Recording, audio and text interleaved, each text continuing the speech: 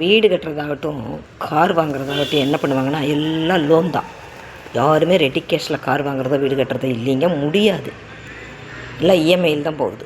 ஆனால் வாங்கிட்டு நம்மக்கிட்ட அந்த வீட்டை எப்படி மெயின்டைன் பண்ணணும், எவ்வளோ காஸ்ட்லியானதில் பொருளெல்லாம் போட்டிருக்கேன் அப்படின்னு சொல்லி நம்மக்கிட்ட ஒரு லிஸ்ட்டு போடுவாங்க பாருங்கள்.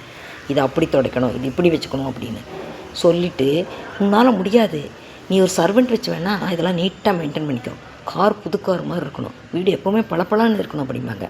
ஆனால் நம்மளே பட்ஜெட் போடுற ஃபேமிலி, பட்ஜெட்டை போட்டு பார்த்தா சர்வெண்ட்டு ஃபேமெண்ட்டு வந்து எகிருது.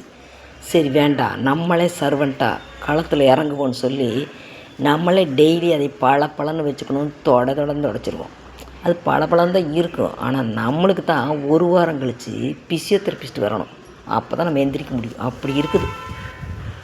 அப்போ தான் நமக்கு தோணுதுங்க, பேசாமல் நம்மளே படித்து பெரிய ஆளாகி ஒரு வீடு கட்டி ஒரு கார் வாங்கி இஎம்ஐ நம்ம கட்டி இவங்களும் இந்த வேலையெல்லாம் செய்ய சொல்லியிருக்கலாமோ. இஎம்ஐ கட்டுறது நம்ம ஈஸியாக தோணுது எனக்கு இந்த வேலையை விட. அப்படி எனக்கு தோணுது. உங்களுக்கு எப்படிங்க?